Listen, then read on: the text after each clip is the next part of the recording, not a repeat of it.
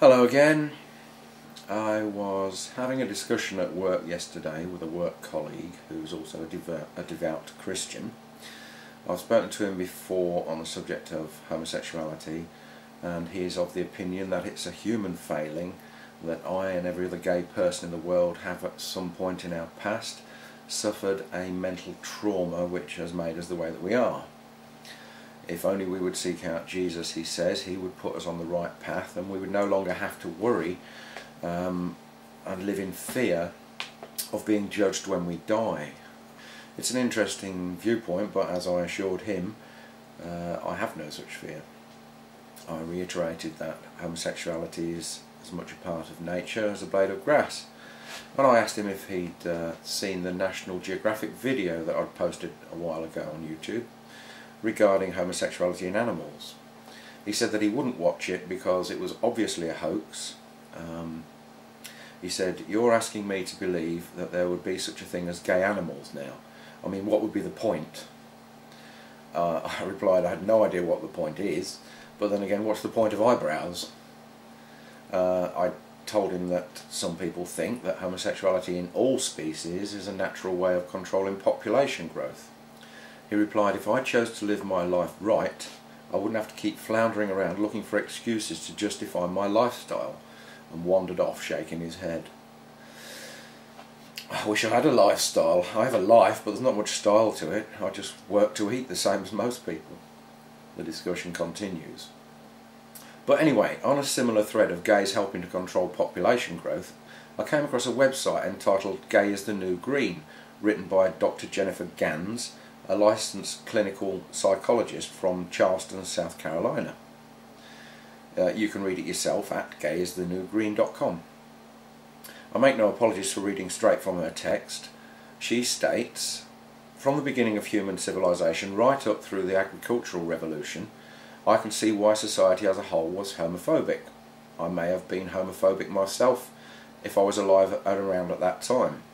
Procreation was the key to the survival of the human species. If men and women were not coupling and having children, the species would be in peril of dying out. It stands to reason that embracing a homosexual lifestyle presented a huge risk to the population. The people who wrote the Bible seem to have been well aware of this, passages forbidding men who lie with men and such. Being barren was the kiss of death for any women. Even after the world was well populated and the survival of the human species seemed optimistic, having children, and lots of them, was still key to the survival of family and villages. Children were put to work in the fields from the time they could walk. The more kids that you had, the more hands you had to help with the crops and tend the livestock. Now let's jump to year 2008. Times sure have changed.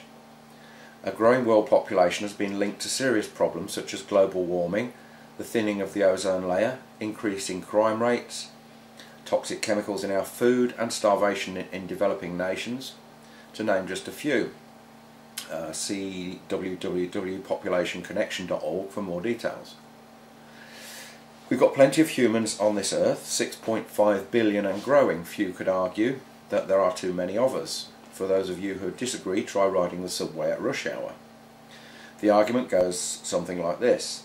Every baby who is born throughout their lifetime uses more food, more water, more land, more fossil fuels, uses more trees and produces more garbage, more pollution, more greenhouse gases, and adds to the problem of overpopulation. Basically, our population is rapidly rising beyond the Earth's ability to regenerate and sustain us with a reasonable quality of life.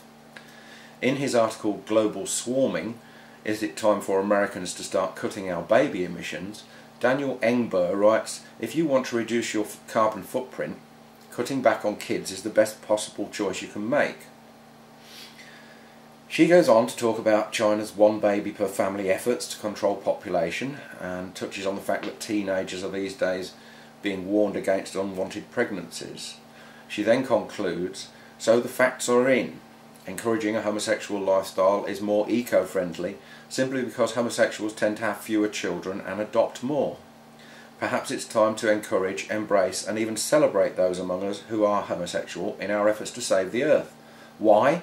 Because gay is the new green." Interesting idea anyway. Thanks for watching.